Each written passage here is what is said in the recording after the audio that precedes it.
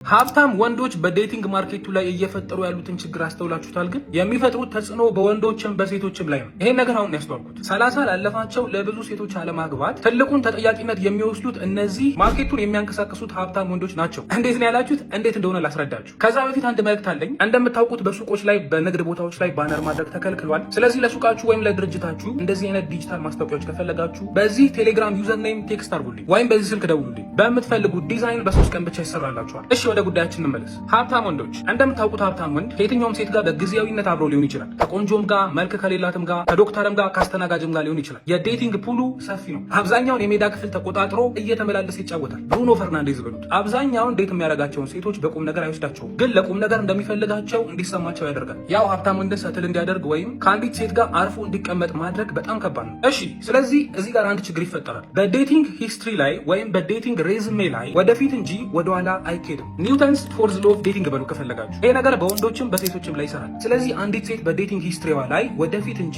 ወደኋላ እንዴት እንደማትሄድ ላስረዳችሁ። ለምሳሌ በአጋጣሚ በ25 ዓመቷ ላይ ID4 የሚነዳ ወንድ ለ6 ወር ዴት ካደረገች እና ከሱ ጋር ከተለያዩ በቀጣይ ራይድ ከሚጠቀሙ ወንድ ጋር አትሆንም። ወደፊት እንጂ ወደኋላ ማንም አይሄድም ያልኳችሁ ለዚህ ነው። ያ ሰውዬ ስታንዳርዷን ከፍ እንድታደርግ አርጓት ነው ሄደው። እስቲ አስቡት ባለመኪናውን ዴት ስታደርገው ህይወቷ ምን ያህል ቀላል እንደነበር። ዴት ይዟት ሲሄድ እንኳን ቤት ድረስ መጥቶ ይወስዳታል። ሀያት ሬጀንሲ ራት ይበላሉ። ውድ መጠጥ መጠጣት ይችላሉ። እሱ ስለ ብር ሲሳቀቅ ስለማታይ እሷም ጭንቀት ውስጥ አገባ። ንግስት ሆና ጋቢና ተቀምጣ ሙዚቃ የመረጠች ነበር የምትሄደው። ኢንስታግራም ስቶሪ ያለ 6 ወርም ቢሆን ተለውጧል። ለእናቷ ስለሱ ነግራለች። ችግሩ ግን እሱ እንደዚህ የሚያዝናናቸው 10 ሴቶች ሊኖሩት ይችላሉ። ከዚህ ሁሉ በኋላ ወረዳ ውስጥ በሚሰራ ሰውዬ የምትጠበስ ይመስላችኋል? ቁልቁለቱን አስባችሁታል? አንዴ ህይወቷ ምን እንደሚመስል አስባ ጨርሳለች። ከዚህ በኋላ ሰርተን እንለወጣለን እያለ ዴት ሲሄዱ ታክሲ ከሚያሰልፋት ሰውዬ ጋር አብሮ መሆን ለሱ አይታሰብም። ኢት ሜክ ሴንስ አንደርስታንደብል። ይሄ ኖርማል ነገር ነው በሰው ተፈጥሮ። ስለዚህ አንዲት ሴት በአጋጣሚ የሀብታም ወንድ ዴት ካደረገች ስታንዳርዷ በጣም ከፍ ይላል ነው የምላችሁ። ቀጣይ እንደሱ አይነት ወይም ከዛ በላይ ካልሆነ ዴት አታረግም። በትዕግስት እንደዛ አይነት ሰው ትጠብቃለች። ችግሩ ግን እንደዛ አይነት ሰው በማርኬቱ ላይ በጣም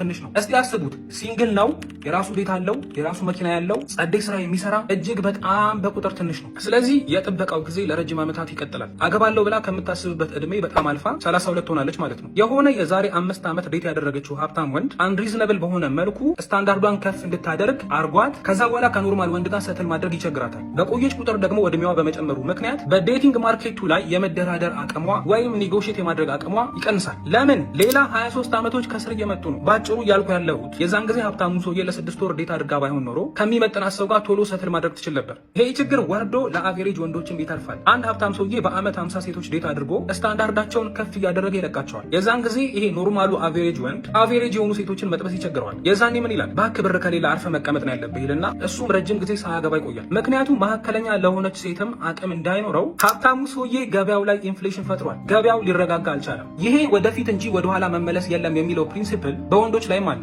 አንድ ወንድ አንዲት ሴት ዴት ሲያደርግ በሴክሹዋል ላይፉ በጣም ደስተኛ ነበር እንበል ማለት እምቢ ያለች አታስቸግረውም። እንደውም ራሷ ናት ኢኒሼት የምታደርገው። የማያረጉበት ቦታ የለም። ከዚህ በኋላ ሌላ ሴት ዴት ሲያደርግ የምታስለምነውን የሚታገስ ይመስላችኋል? አልፈልግም ከጋብቻ በኋላ ነው የምናደርገው ብትለው የሚጠብቃት ይመስላችኋልን? በጭራሽ። ያውቀዋላ ያንን ላይፍ። የምርሽን ከሆነ ንገሪኝና ልሂድ ነው የሚላት። በጣም የሚወዳት ከሆነና ከጠበቃት ምን እያደረገ እንደሚጠብቃት ታውቃላችሁ? ከሌላ ቦታ እስናክ ነገር እየወሰደ ነው የሚጠብቃት። ብዙ ሪሌሽንሺፕ ሴቷ እምቢ በማለቷ እንደሚፈርስ ታውቃላችሁ። ይሄ የሚፈጠረው በዚሁ በኒውተን 4ኛ ህግ ነው። ወደፊት እንጂ ወደኋላ አልመለስም በሚለው። ቀደም ያልኩትን ዲጂታል ማስታወቂያ የምትፈልጉ ከሆነ ቴክስት አድርጉልኝ።